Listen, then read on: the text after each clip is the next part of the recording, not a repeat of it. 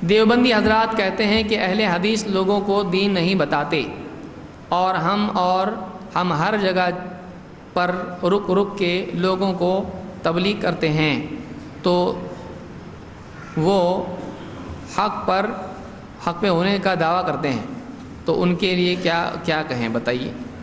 دیکھیے، ہر جگہ رک رک کے کرنے کی بجائے پہلے گھر پہ رک کے گھر والوں کی کرے، پہلا کام ہے۔ اللہ نے کیا فرمایا؟ قُوا أَنفُسَكُمْ وَأَهْلِكُمْ نَارًا، بچاؤ اپنے آپ کو اور اپنے گھر والوں کو جہنم کی آگ سے۔ تو جو لوگ یہاں رکتے ہیں وہاں رکتے ہیں، وہ گھر پہ رکتے ہیں، گھر والوں کو معلوم نہیں ہوتا دین اور سب طرف رکتے ہیں، یہ صحیح نہیں ہے۔ مکلف پہلے ان کے ہیں۔ دوسری بات یہ کہ پہلے عالم کے پاس رک کے تھوڑا دین سیکھیں، پھر باہر پبلک کے پاس رکیں۔ عالم کے پاس کوئی رکتے نہیں دین سیکھنے کے لیے، اور دین سکھانے کے لیے پبلک کے پاس رکتے ہیں۔ جس کو خود دین معلوم نہیں، دوسروں کو کیا سکھا رہا ہے؟ پہلے خود دین سیکھنا چاہیے۔ اگر اہل حدیث کوئی آیت بتاتا ہے، کوئی حدیث بتاتا ہے، تو کیا کہتے ہیں؟ تم کیا عالم ہو کیا؟ عالم ہو تم؟ نہیں۔ اور آپ اگر بات کرتے ہو کھڑے ہو کے ادھر ادھر رک رک کے، تو آپ بات کر سکتے ہیں، آپ عالم ہیں؟ آپ عالم نہیں ہیں۔ کنتم خیر امۃ اخرجت للناس، اور یہ آیت اور وہ آیت اور یہ حدیث وہ حدیث، آپ کہاں سے عالم ہو گئے ابھی ہیں؟ تو پہلے علم حاصل کرنا چاہیے، اس کے بعد دعوت دینا چاہیے۔ اگر علم نہیں ہے تو دعوت نہیں دینا چاہیے، اگر علم ہے دعوت دینا چاہیے۔ جس چیز کا علم ہے اسی کی دعوت دینا چاہیے، اور جس چیز کا علم نہیں ہے اس کا علم حاصل کرنا چاہیے۔ تو اہل حدیث دعوت نہیں دیتے ہیں؟ دیتے ہیں، اسی لیے بڑھ رہے ہیں۔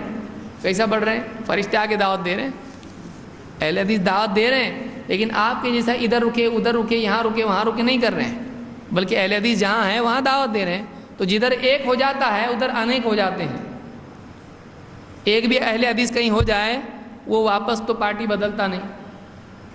ایک بار وہ نکلا کسی جماعت میں سے اور قرآن و سنت کی بات لے لیتا ہے، پھر وہ کسی کی بات میں آتا نہیں۔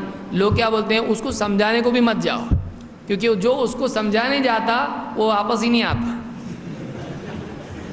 آج کل یہ پالیسی ہے، دیکھتے ہیں لوگ یہ اہل حدیث ہو گئے، اس کے پاس مت جاؤ، اس کو سلام بھی مت کرو۔ کیوں؟ سلام سے ہوگا کلام، کلام سے پھر وہ ادھر کرے گا سلام، وہ واپس ہی نہیں آتا۔ تو اس کو سمجھانے بھی مت جاؤ، اس کو بچانے گئے تو وہ لے کے ڈوبتا ہے ان کو۔ اب وہ نہیں سمجھتے ہیں کہ یہ ہدایت کے سمندر میں غوطہ لگاتا ہے، وہ نہیں سمجھتے، وہ سمجھتے ہیں کہ ڈوبا ہے۔ تو بہرحال تو اتنا رکنے کی ضرورت نہیں، ذرا رکیں، علماء کے پاس رکیں، اور ایسی دعوت سے رکیں جس میں بعض بڑے یوں فرماتے ہیں، اور بعض نے تو یہاں تک کہا، کون بعض ہیں؟ تو دلیل نہیں، علم نہیں، کچھ نہیں۔ خواب میں میرے آئے اللہ کے نبی صلی اللہ علیہ وسلم ایسا کہا، اور فلاں علاقے میں ایسا ہوا، فلاں۔